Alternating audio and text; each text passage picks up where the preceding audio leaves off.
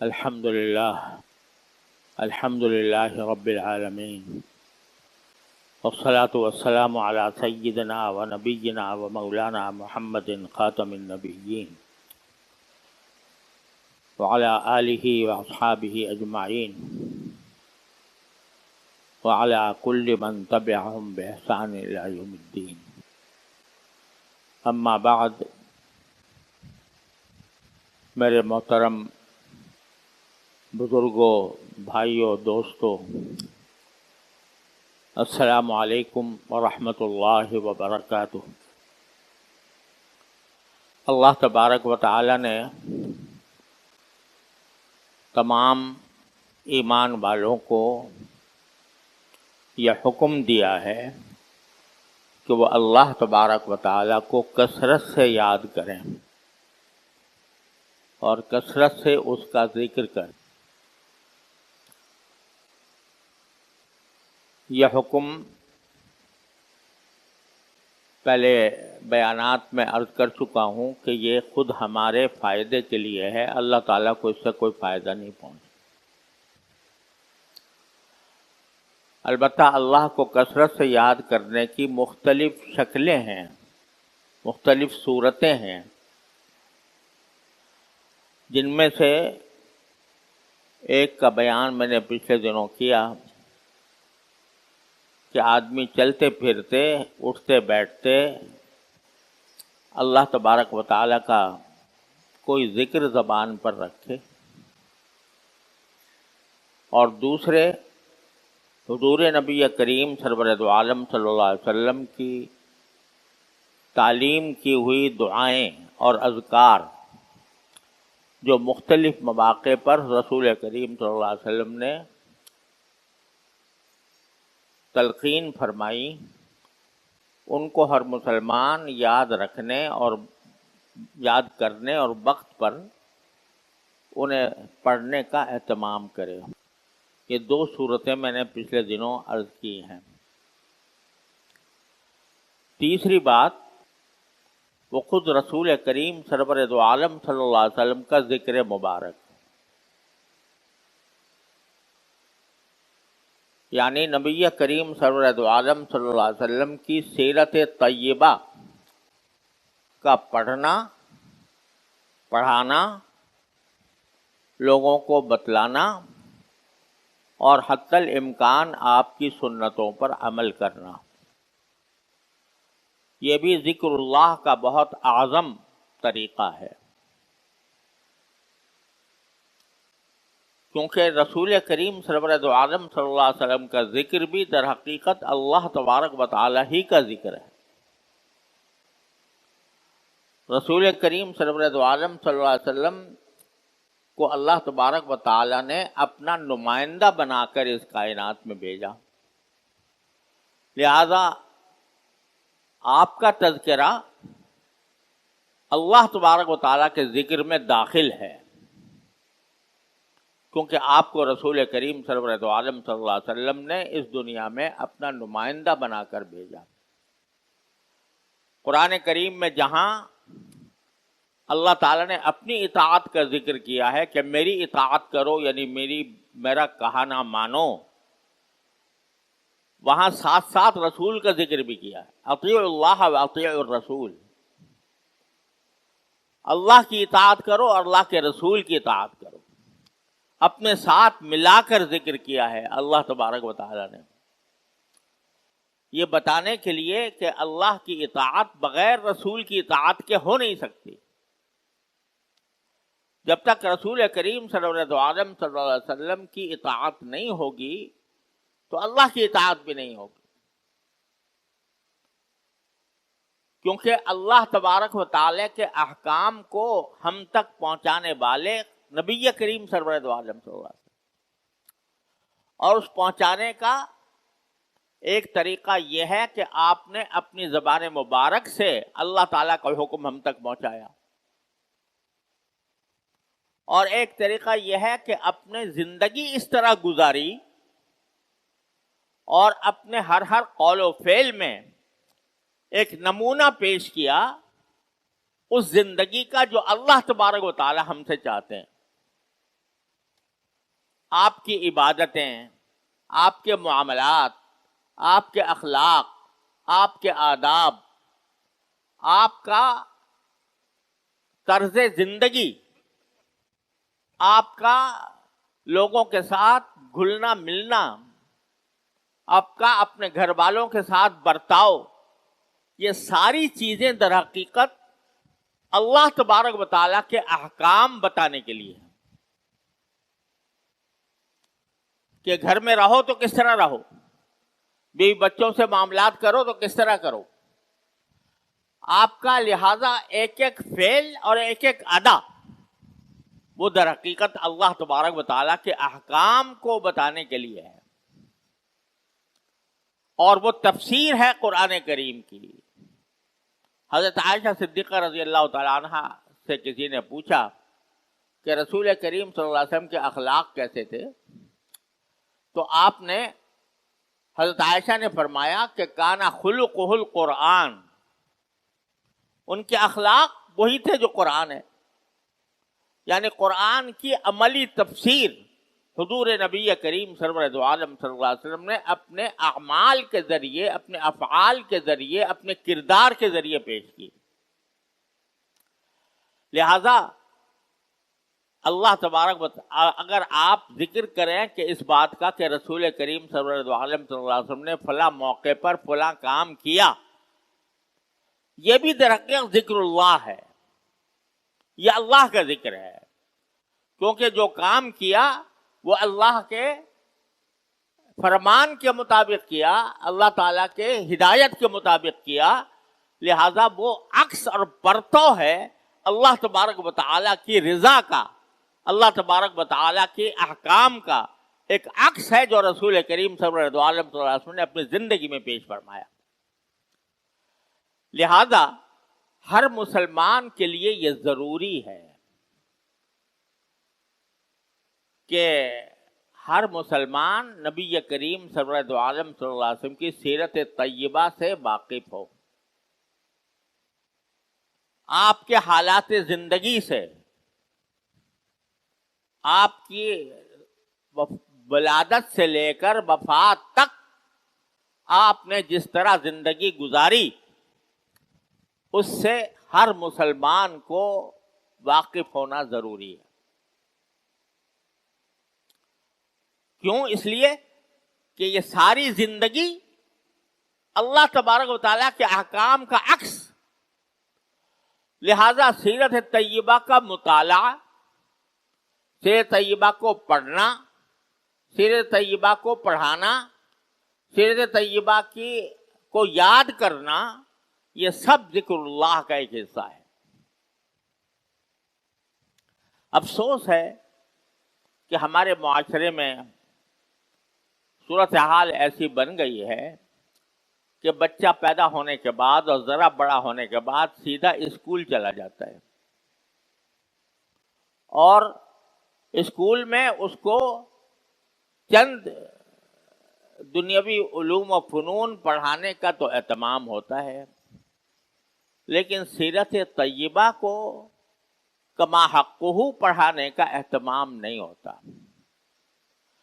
نتیجہ یہ ہے کہ اچھے خاصے پڑھے لکھے لوگ، ان کو سیرت طیبہ کی بنیادی باتیں بھی معلوم نہیں، اور وہ یہ نہیں پہچانتے، اتنا بھی نہیں جانتے کہ رسول کریم سرور دو عالم صلی اللہ علیہ وسلم کی اولاد کیا کتنی تھی، بیٹیاں کتنی تھیں، آپ کی مکی زندگی کس طرح گزری، مدنی زندگی کس طرح گزری. یہ ساری تفصیلات، ان ساری تفصیلات سے بے خبر رہتے ہیں. اور ہوتا یہ ہے کہ جب ربیع الاول کا مہینہ آتا ہے تو اس وقت یاد آتے ہیں رسول کریم صلی اللہ علیہ وسلم. سارے سال کوئی تذکرہ نہیں، سارے سال کوئی محفل نہیں جس میں رسول کریم صلی اللہ علیہ وسلم کی سیرت طیبہ کا بیان ہو، جس میں آپ کے احکام بیان کیے جائیں، آپ کے زندگی کے حالات بیان کیے جائیں. ربیع الاول کا مہینہ آ کر پھر گلی گلی میلاد النبی کے جلسے ہوتے ہیں، سیرت النبی کے جلسے ہوتے ہیں، اور خاص طور پر 12 ربیع الاول کو یوم عید میلاد النبی منایا جاتا ہے۔ اور وہ کس طرح منایا جاتا ہے کہ جلوس نکالا جاتا ہے، اور جلوس نکال کر نبی کریم صلی اللہ علیہ وسلم کی ذات والا صفات کے نعرے لگائے جاتے ہیں۔ لیکن جتنے جلوس میں شامل لوگ ہیں ان میں سے کسی سے الگ بٹھا کر پوچھو کہ بھئی تم نے کبھی سیرت طیبہ کا مطالعہ کیا ہے؟ کیا رسول کریم صلی اللہ علیہ وسلم نے مکی زندگی میں کس طرح اسلام پھیلایا، اور کون سے صحابہ کرام تھے جو اس وقت مسلمان ہوئے اور کس طرح ہوئے، اس کے بارے میں کچھ پتا ہے؟ تو عام طور سے کچھ پتہ نہیں ہوگا۔ پوچھو کہ بھائی نبی کریم صلی اللہ علیہ وسلم نے کتنے جہاد کیے مدینہ منورہ کے اندر تشریف لے جا کر، تو اس کا جواب لوگوں کو معلوم نہیں ہوگا۔ نبی کریم سرور دو عالم صلی اللہ علیہ وسلم نے کس قسم کے معاملات کی تعلیم دی، تجارت کس طرح کرو، زراعت کس طرح کرو، اپنے گھر والوں کے ساتھ کس طرح پیش آؤ، اس کے بارے میں آپ نے کیا ہدایات دیں، ان کے بارے میں لا علم رہیں گے۔ نتیجہ یہ کہ ہم نے ایک رسم بنا لی ہے، رسم یہ بنا لی ہے کہ ربیع الاول کے مہینے میں حضور اقدس صلی اللہ علیہ وسلم کا ذکر مبارک ہوگا، آپ کی نعتیں پڑھی جائیں گی، آپ کے قصیدے پڑھے جائیں گے، لیکن سیرت طیبہ اور اس کی سبق حاصل کرنے کی طرف کوئی فکر نہیں ہوتی۔ میں ایک سوال رکھتا ہوں کہ یہ جو سیرت النبی کی مجلسیں ہوتی ہیں یا جلوس نکالے جاتے ہیں یا کانفرنسیں ہوتی ہیں، تو یہ بتائیں کہ کیا کوئی آدمی ایسا ہے جو اس کانفرنس میں یا اس مجلس میں یا اس محفل میں شریک ہونے سے پہلے کوئی کسی سنت پر عمل نہ کرتا ہو، اور اس محفل میں شریک ہونے کے بعد اس نے سنت پر عمل کرنا شروع کر دیا ہو؟ ایسی کوئی مثال ہے کہ بھئی سیرت النبی کے جلسے میں شریک ہوئے تھے، لہذا پہلے میں ایک سنت پر عمل نہیں کرتا تھا، اب شروع کر دی؟ پہلے میں نماز باجماعت نہیں پڑھتا تھا، اب سیرت النبی کے جلسے میں شریک ہو کر نماز باجماعت شروع کر دی؟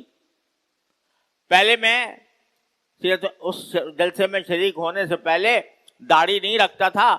مجھے پتا چلا کہ رسول کریم صلی اللہ علیہ وسلم نے حکم دیا ہے کہ داڑھی بڑھاؤ، اس لیے میں نے داڑھی بڑھانی شروع کر دی۔ کوئی شخص ایسا ہو کہ جو رسول کریم صلی اللہ علیہ وسلم کی سیرت طیبہ کے بارے میں یہ سن کر کہ رسول کریم صلی اللہ علیہ وسلم غصہ نہیں فرماتے تھے، تو اس نے اپنا غصہ ترک کر دیا ہو۔ ان سوالات کا اگر جواب تلاش کریں گے تو مشکل سے کوئی اللہ کا بندہ ہوگا جو اس سیرت طیبہ سے سبق حاصل کر کے اپنی اصلاح کر لیتا ہو، ورنہ ایک رسم ہے، سرکار دو عالم صلی اللہ علیہ وسلم کی نعت پڑھی جائے گی، آپ کے اوصاف بیان کیے جائیں گے، آپ کی فضیلت بیان کی جائے گی، جو یقیناً بہت بڑا ذکر ہے اللہ کا، لیکن اس کا عملی فائدہ اٹھانے کے لیے ہم لوگ تیار نہیں ہوتے، اور کچھ نہیں۔ میں کہتا ہوں کہ ان جلسوں میں شریک ہونے کے بعد کیا کوئی کسی شخص کے دل میں یہ داعیہ پیدا ہوتا ہے کہ میں نے سیرت طیبہ پڑھی نہیں ہے، میں اب آج سے پوری سیرت طیبہ پڑھوں گا؟ بظاہر اس کا بھی کوئی اللہ ماشاءاللہ کسی اللہ کے بندے کے دل میں ہو جاتا ہو، لیکن زندگی کا پہیہ جس طرح پہلے گھوم رہا تھا، ان سیرت طیبہ کی محفلوں میں شامل ہونے کے بعد بھی اسی طرح گھوم رہا ہے۔ جس ڈھب پر پہلے زندگی گزر رہی تھی اسی ڈھب پر اب بھی گزر رہی ہے، کوئی فرق نہیں آتا۔ رسول کریم سرور دو عالم صلی اللہ علیہ وسلم کی سیرت طیبہ وہ چیز ہے جس نے 23 سال کی مدت میں پورے جزیرے عرب میں ہی نہیں پوری دنیا کے اندر انقلاب پیدا فرمایا۔ 23 سال کی مدت، 10 سال مکی زندگی کے اور 13 سال مدنی زندگی کے، یا اس کے برعکس کہ 13 سال مکی زندگی کے اور 10 سال مدنی زندگی کے، 23 سال اس طرح گزارے کہ اس کے بعد جب آپ دنیا سے رخصت ہوئے تو پورے جزیرے عرب پر اسلام کا جھنڈا لہرا رہا تھا، اور انسانوں کے مزاج بدل دیے، ان کی طبیعت بدل دی، ان کے اخلاق بدل دیے، ان کے کردار بدل دیے۔ وہ جاہل وحشی گمار جو اپنی بیٹیوں کو قتل کر دیتے تھے، جن کے اندر شراب نوشی ایک فن سمجھی جاتی تھی، جن کے اندر جاہلیت کے اندر عورتیں اپنی عصمت فروش کرتی تھیں، اور جن میں لڑائی سے ایک دوسرے بلا وجہ محض قبائلی عصبیت کی بنا پر ایک دوسرے کا گلا کاٹنا معمول بنا ہوا تھا، آگ اور خون سے کھیل رہے تھے، قبیلے کے قبیلے جنگوں میں تباہ ہو رہے تھے۔ ایک نبی کریم سرور دو عالم صلی اللہ علیہ وسلم کی ذات اطہر تھی کہ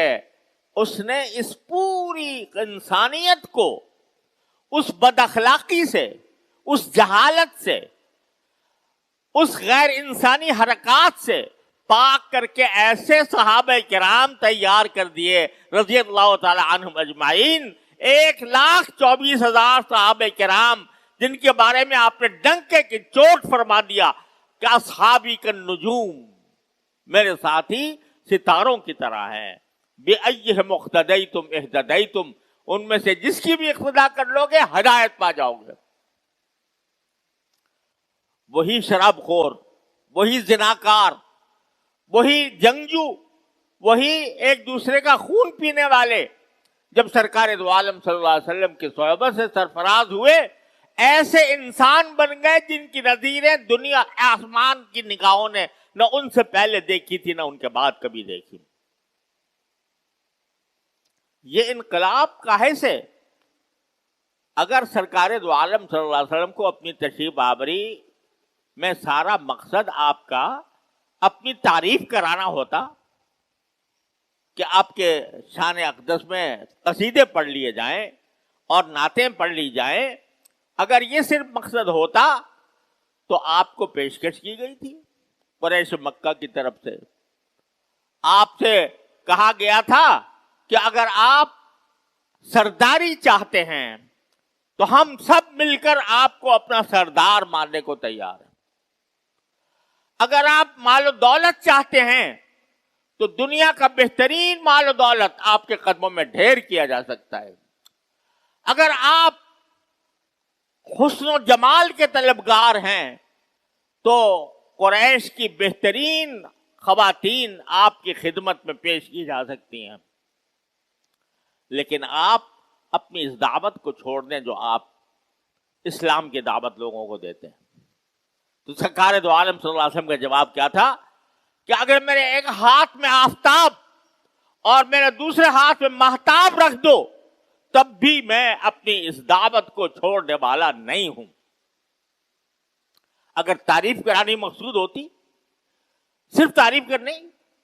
تو ابو طالب نے بھی تعریف کی تھی نبی کریم صلی اللہ علیہ وسلم کی۔ پورا قصیدہ، سب سے پہلا قصیدہ نعتیہ وہ سب سے پہلے ابو طالب نے کہا تھا، جو رسول کریم صلی اللہ علیہ وسلم کے چچا تھے، اور انہوں نے سرکار دو عالم صلی اللہ علیہ وسلم کے شان میں سب سے پہلی نعت کہی ہے۔ لیکن ابو طالب جب تک اسلام نہیں لائے، سرکار دو عالم صلی اللہ علیہ وسلم نے ان کو آخر وقت تک ایمان لانے کی تبلیغ فرمائی، تبلیغ سے ہاتھ نہیں چھوڑا۔ اس لیے بات صرف اس بات پر ختم نہیں ہوتی کہ ہم جلسوں میں نعتیں پڑھ لیں اور رسول کریم صلی اللہ علیہ وسلم کا حق ادا ہو گیا. اور افسوس یہ ہے کہ آج کل ہم جب 12 ربیع الاول کو یوم عید میلاد النبی ہمارے ہاں منایا جاتا ہے تو اس میں اللہ بچائے ایسے کام ہوتے ہیں جن سے نبی کریم سرور دو عالم صلی اللہ علیہ وسلم نے صراحتاً منع فرمایا. گانے بجانے ہو رہے ہیں، موسیقی پر نعتیں پڑھی جا رہی ہیں، عورتیں پڑھ رہی ہیں، اور چراغاں کیا جا رہا ہے، اور چراغاں کے اندر روضہ اقدس کی شبیہ بنائی جا رہی ہے. روضہ اقدس کی شبیہ بنا کر لوگ اس کے ہاتھ لگا کر اس کو اپنے لیے برکت کا ذریعہ سمجھتے ہیں. کعبے کی اور روضہ اقدس کی شبیہ بنا کر اس کا طواف کرتے ہیں لوگ، جو سارے شرکی اعمال ہیں. تو میرے بھائیوں، یقیناً وہ دن جس میں نبی کریم سرور دو عالم صلی اللہ علیہ وسلم اس دنیا میں تشریف لائے، وہ اس تاریخ کا، پوری انسانی کے تاریخ کا عظیم ترین دن تھا. سب سے زیادہ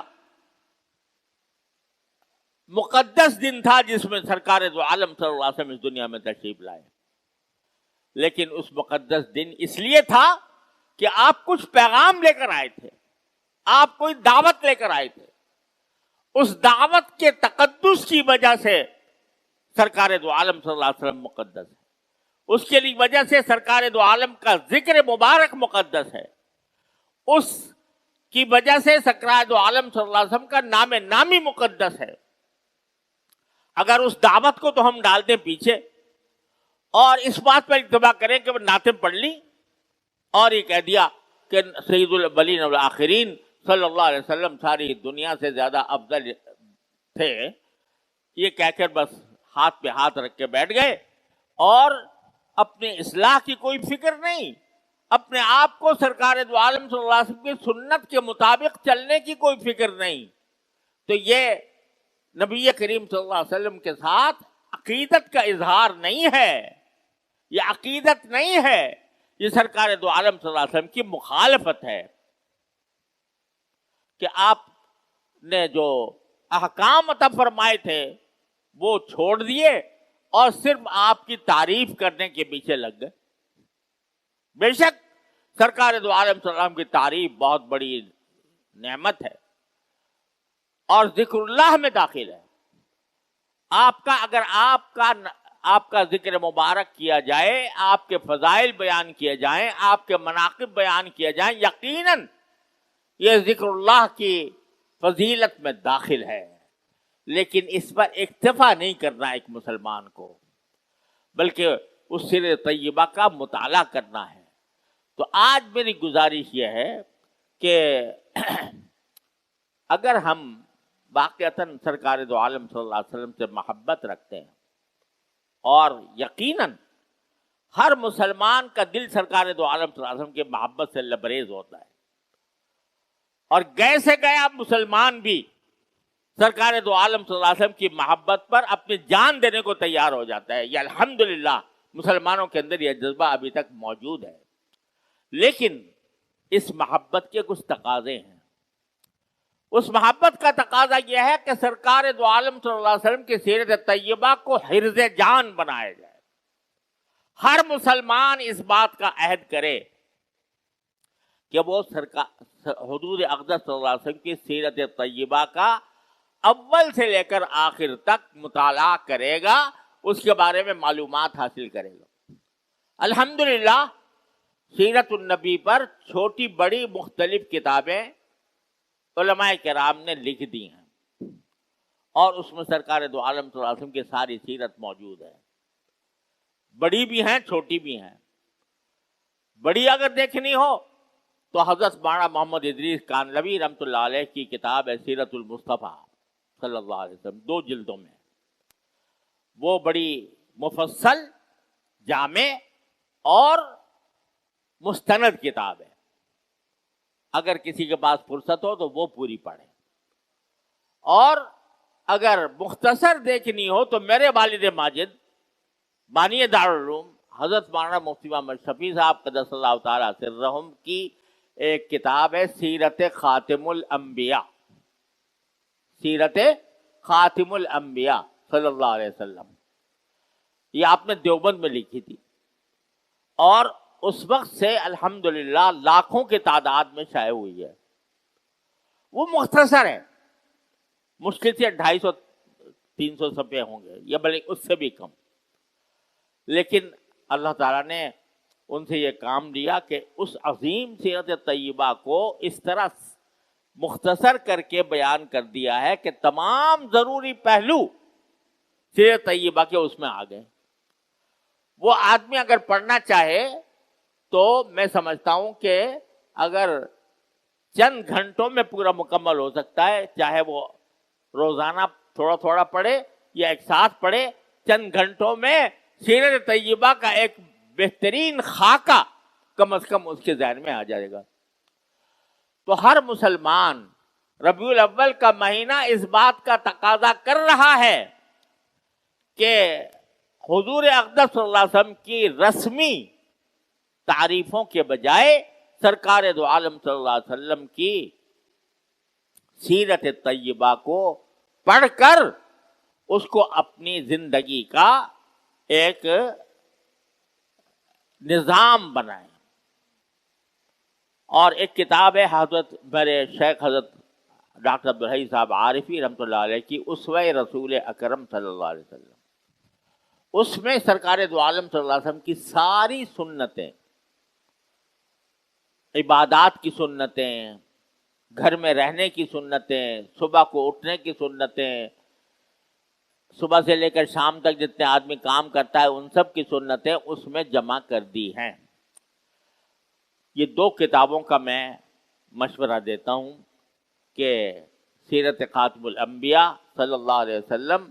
اور اسوہ رسول اکرم صلی اللہ علیہ وسلم، اس کے مطالعہ کریں۔ یہ مطالعہ بھی ذکر اللہ ہے، یہ مطالعہ بھی ایسے ہی ہے جیسے کہ آپ بیٹھ کے تسبیح پڑھ رہے ہوں، کیونکہ رسول کریم سرورت عالم صلی اللہ علیہ وسلم کا ذکر مبارک ہے۔ آپ کی سیرت طیبہ کا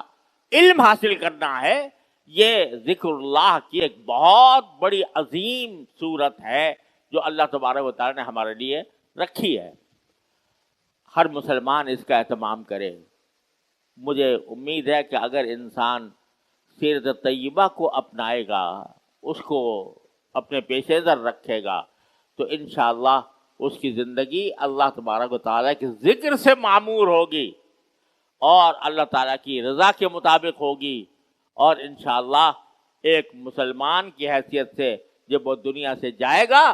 تو اللہ تبارک و تعالیٰ کی رحمتیں اس کے شامل حال ہوں گی۔ اللہ تبارک و تعالیٰ اپنے فضل و کرم سے مجھے بھی آپ کو بھی اس پر عمل کرنے کی توفیق عطا فرمائے۔ وآخر دعوانا الحمدللہ۔